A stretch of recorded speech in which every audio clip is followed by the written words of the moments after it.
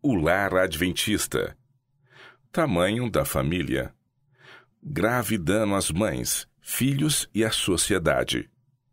Há pais que, sem considerarem se podem ou não sustentar uma grande família, enchem a casa com esses pequenos seres desajudados, que dependem inteiramente dos pais para instrução e cuidado. Isto é um grave erro, não apenas para com a mãe, mas também para com os filhos e a sociedade. Os pais deviam ter sempre em mente o bem futuro de seus filhos. Não deviam ser compelidos a devotar cada hora e opressivo trabalho a fim de prover às necessidades da vida.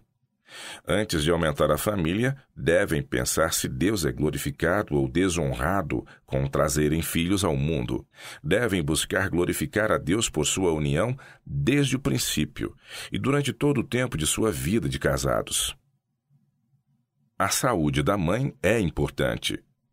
Em vista da responsabilidade que recai sobre os pais, deve ser cuidadosamente considerado se é melhor trazer filhos à família. Tem a mãe suficiente força para deles cuidar?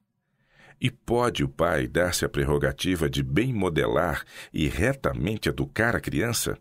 Quão pouco é o destino da criança considerado? A satisfação da paixão é o único pensamento, e cargas são impostas à esposa e mãe que lhe minam a vitalidade e paralisam a faculdade espiritual. Com a saúde enfraquecida e o espírito desencorajado, ela se cerca de um pequeno rebanho, do qual não pode cuidar como devia. Faltando-lhes a instrução que deviam ter, eles crescem para desonrar a Deus e comunicar a outros os males de sua própria natureza. E assim se forma um exército que Satanás maneja como bem entende. Outros fatores. Deus deseja que os pais ajam como seres racionais e vivam de maneira que cada filho possa ser devidamente educado, a fim de que a mãe tenha força e tempo para empregar suas faculdades mentais para disciplinar os pequenos para a associação com os anjos. Ela deve ter coragem de desempenhar nobremente sua parte e fazer sua obra no temor e amor de Deus, a fim de que seus filhos se mostrem uma bênção para a família e para a sociedade. O esposo e pai deve considerar todas estas coisas. Não venha a esposa e mãe de seus filhos a ser sobrecarregada e oprimida com desânimo. Deve ele cuidar que a mãe de seus filhos não seja colocada em posição de não poder cuidar devidamente de seus numerosos pequenos, vindo a crescerem sem educação apropriada. Os pais não devem aumentar a família mais depressa do que possam os filhos serem bem cuidados e educados. Uma criança nos braços da mãe cada ano é para esta grande injustiça. Isto debilita e não raro destrói o prazer social e aumenta as misérias domésticas. Rouba aos filhos aquele cuidado, educação e felicidade que os pais sentem dever propiciar-lhes. Conselho a pais com família numerosa. A pergunta que vos compete fazer é: estou formando uma família para fortalecer a influência e engrossar as fileiras dos poderes das trevas, ou estou suscitando filhos para Cristo? Se não governai vossos filhos e não lhes modelais o caráter de modo que correspondam aos reclamos de Deus, então quanto menos filhos houver para sofrer as consequências de uma educação defeituosa, tanto melhor para vós, seus pais, e melhor para a sociedade.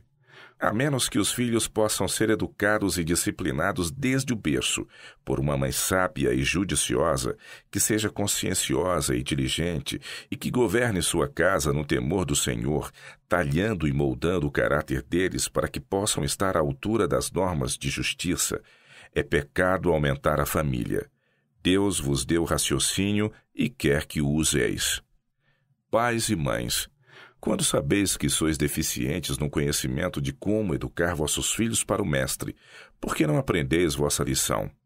Por que continuais a trazer filhos ao mundo para engrossar as fileiras de Satanás? Deus está contente com esta demonstração? Quando vedes que uma grande família sobrecarregará duramente vossos recursos, quando vedes que a mãe está cheia de filhos e que ela não tem tempo entre os nascimentos para fazer a obra que cada mãe necessita fazer, por que não considerais os resultados? Cada filho suga a vitalidade da mãe, e quando pais e mães não usam a razão neste assunto, que oportunidade têm os pais ou os filhos de ser devidamente disciplinados? O Senhor convida os pais a que considerem devidamente este assunto à luz de realidades eternas. Considerações de economia. Devem os pais considerar com calma que provisões podem ser feitas para os filhos. Não têm direito de os porem no mundo para serem uma carga aos outros. Têm eles um meio de vida em que podem confiar quanto ao sustento da família, de maneira a não se tornarem pesados aos outros? Se não o têm, cometem um crime em trazer filhos ao mundo para sofrerem por falta do necessário cuidado, alimento e vestuário. Os que são seriamente deficientes em tato comercial e os menos qualificados para se ajustarem no mundo geralmente enchem a casa de filhos, ao passo que os habilidosos para adquirir propriedades em geral não têm mais filhos do que aqueles que podem bem atender. Os que não estão qualificados para cuidarem de si não deviam ter filhos. Como, às vezes, problemas são trazidos à igreja. Muitos que mal podem viver solteiros resolvem casar e formar uma família quando sabem que não têm com que sustentá-la. E o que é pior, não têm o governo da família. Toda a sua conduta em família é marcada por hábitos de desleixo. Têm apenas pouco controle de si mesmos e são irascíveis, impacientes, mal-humorados.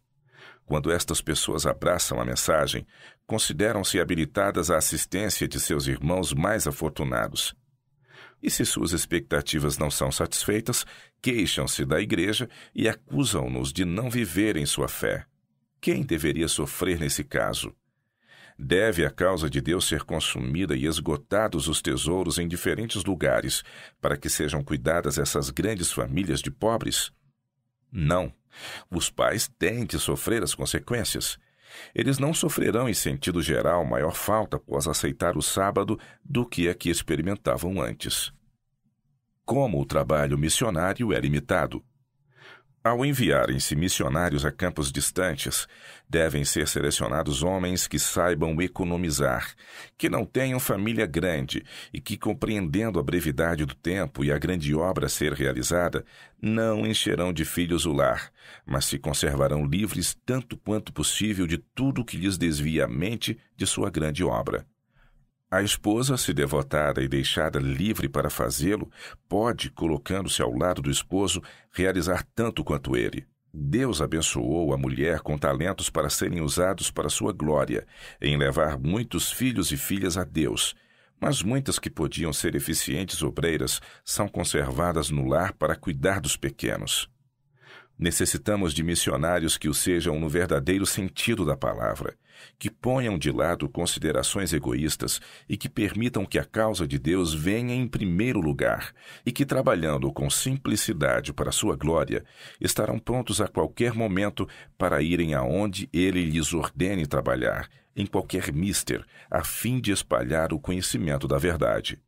Homens cujas esposas amem e temam a Deus e que possam ajudá-los na obra são necessários no campo missionário.